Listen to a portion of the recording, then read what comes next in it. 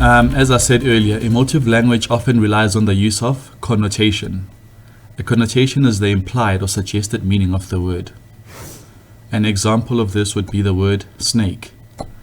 If I call someone a snake, what sort of connotations do you think of? What implied meanings come up? Some people might say the person's dishonest, deceitful, and yes, the word has evolved over time to mean dishonest or evil or traitor and a few other generally negative implied meanings.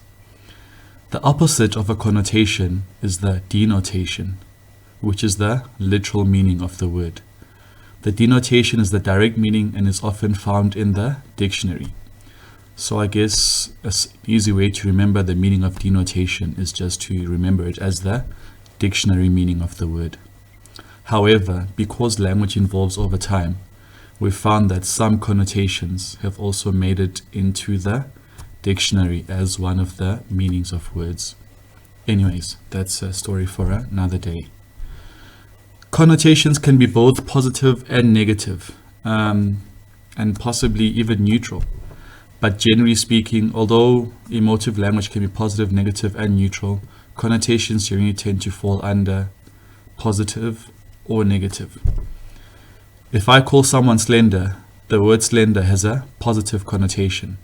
If I use the word skinny or skin and bones, the connotation, also known as the implied meaning rather, is a negative one.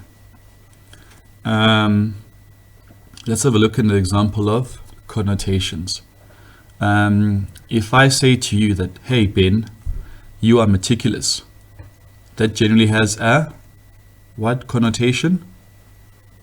Positive. Yes, you're correct. However, if I say, hey Ben, you are nitpicking now, that generally has a negative connotation or a negative spin on the words. Maybe another useful synonym to help you remember the meaning of connotation would be spin. Does it have a positive spin or a negative spin? One more example. If I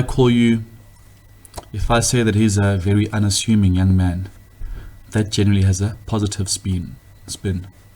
However, if I call him a very plain young man, it has a negative spin, and it suggests that he's either very dull or just plain up here, for lack of a better word. Excuse me. Now let's have a look at some real life examples of connotations.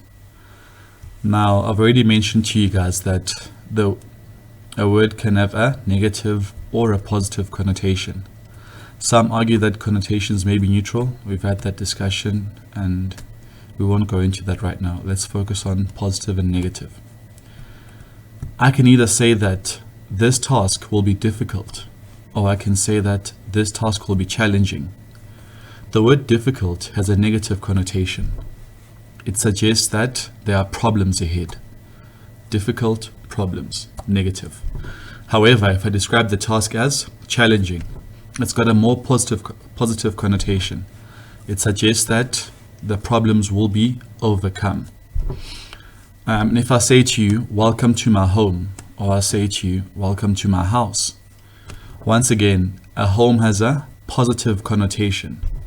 It is generally where loved ones live.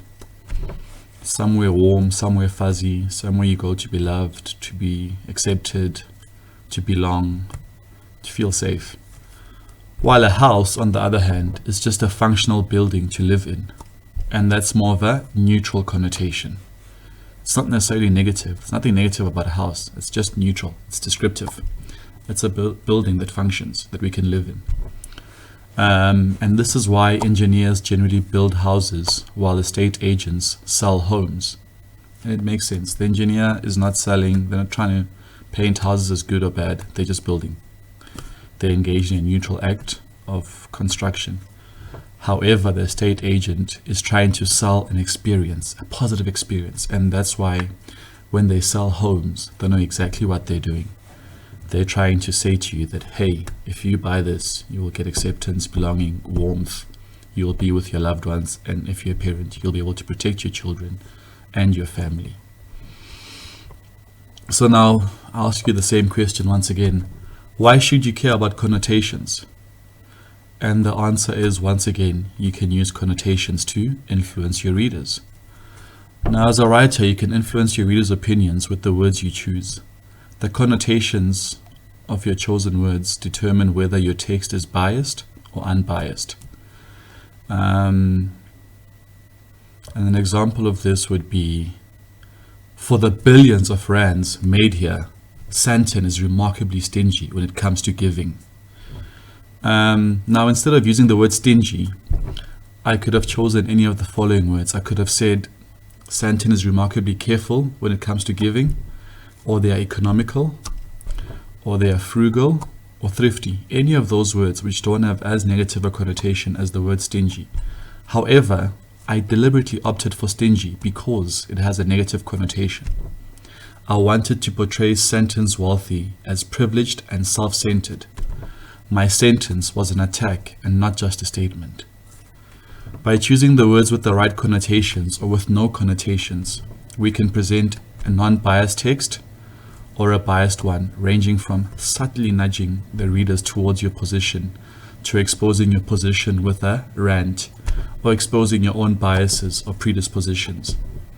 It's all in your word choice and the connotations of those words. Anyways, enough from me.